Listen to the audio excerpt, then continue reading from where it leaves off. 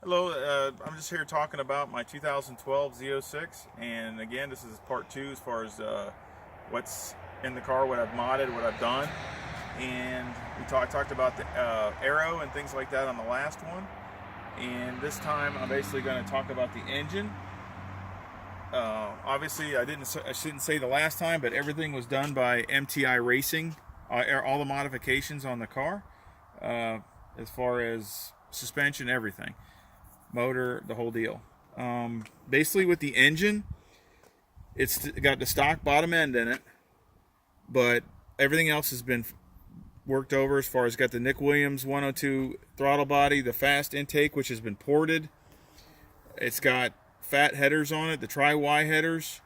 It also has a catch can for the oil as far as the blow-by and all that to catch the blow-by. And internally it has a different camshaft. It's got Jessel lifters, Jessel rocker arms. It's got full titanium valves in the cylinder heads. The heads were ported by EEI, which is Ernie Elliott Incorporated. They're in Dawsonville.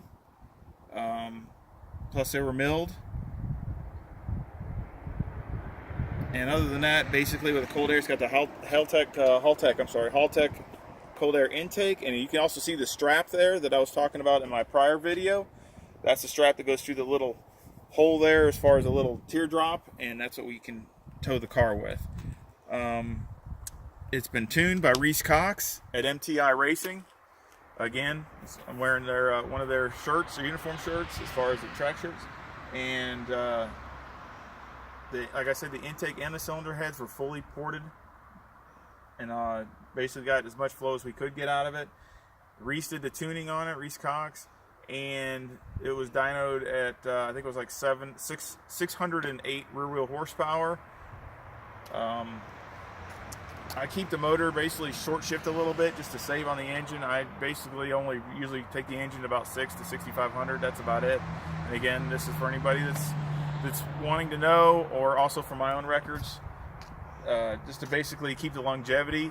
And the motor has run great ever since I had it done. I've had really no issues with it.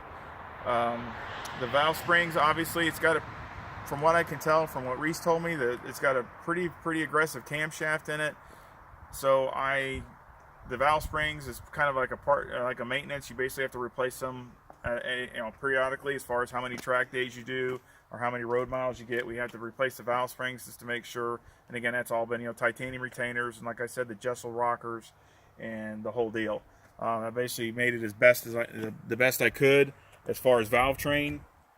And of course, it's got their MTI spark plug wires, and of course they did all the work as far as putting it back together and doing the whole deal. Again, like I said in the prior video, the motor is it's just not good for the daily drive or any kind of long traffic. Oh, also, before I forget, the roller is a solid roller. So it's not a hydraulic, it is a solid roller where you basically have to adjust the rocker arms with a lash, it's a very small lash it's designed for with this. Obviously, it's got all the supporting hardware. It's got the C5R timing chain. It's got the heavy-duty oil pump. I think it's from K-Tech, I think. It's got the tensioner, different tensioner on it. It also has the ATI balancer on the engine. So basically, all the supporting hardware is, obviously, it also has, I noticed that in the beginning when I first took the car out, the oil temperatures were kind of right on the limit of being too high, and I'd have to come in after so long because it would get too hot as far as the oil temp. The coolant was fine, it's just the oil temp. So we actually put in a heavy duty oil cooler instead of using the stock one, and also the racing oil filter, so we can keep an eye and basically take the engine apart, or take the oil filter apart. Excuse the noise over there, we got some motorcycles going by. Basically, we can take the oil filter apart so we can see if we have any excessive wear that's going on in the engine. So that was added when we had the heavy-duty oil cooler. That keeps more of the temperatures in check, And actually we have some more plans as far as the oil pressure, because right now with the heavy duty oil pump I'm having too much oil pressure, even with the low grade oil, not low grade, but I mean a low viscosity oil. So we basically, the next modification will be to change the tank out and to put in a bypass valve. So basically it'll be set to a certain pressure, because right now I got actually too much pressure, and that will actually be better for oil temperatures and the like, because too much oil pressure and you end up, I have blown out my oil sending unit because I had too much oil pressure. So we need, with the next modification, it needs to get done on the car, but to do it we got to put that in the new tank and the regulator. That basically, like I said, it was dynoed at 607, I think, at the rear wheels. I'm not sure of the torque, I really don't remember, so I don't want to give you an inaccurate on the torque wise. And that basically, I also want to talk now about the drivetrain. I missed a few things on the last video because I can't really show you the drivetrain, obviously, because it's in the car.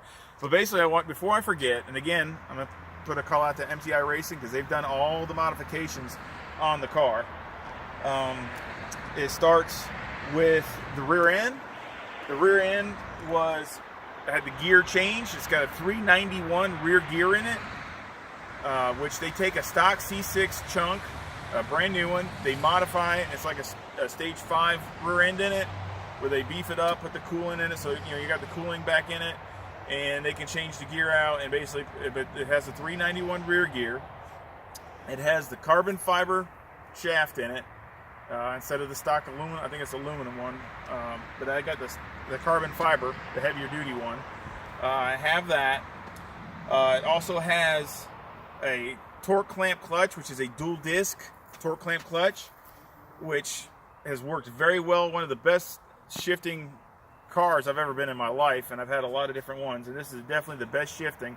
Now I've noticed that we also want to upgrade that. Me and Reese have talked about basically he can do it in-house and rebuild the clutch as far as the pressure plate and all that, and we want to basically go to a triple disc the next time it comes out. Again, I'll keep the same basic clutch, but it'll basically go to a triple disc, which will be more for durability, and also, I got more for just having a little bit extra leeway there on the clutch part.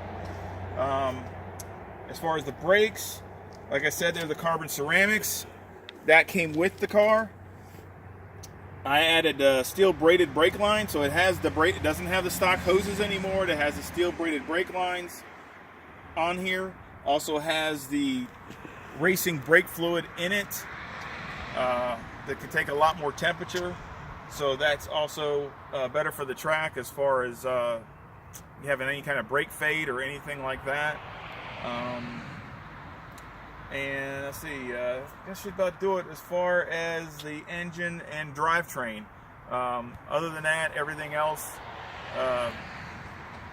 like I said, with the stock bottom end, which we are trying this camshaft. Again, this is for some of my own notes. The camshaft, we were trying it just to see how we liked it and see how it worked. And when I build another engine, basically we can go off of what, improve upon it. Basically, it's like from what I'm going off of what Reese Cox told me, it's a pretty aggressive camshaft, pretty much all-out race, and you pretty much can't get a bigger one in there. At least as far as valve to piston or any kind of things like that, I'm pretty much, which I wanted to try it and see how it worked and see how I liked it, driving on the street and at the track. And so far, I mean, it's okay. We might make a few improvements the next time when I have another engine built. Basically, I would still use these cylinder heads, but just basically have a complete bottom end, more track oriented as far as the bottom end. But so far, it has treated me very well. As far as drivability, again, I don't mind it, but I don't mind pretty radical stuff.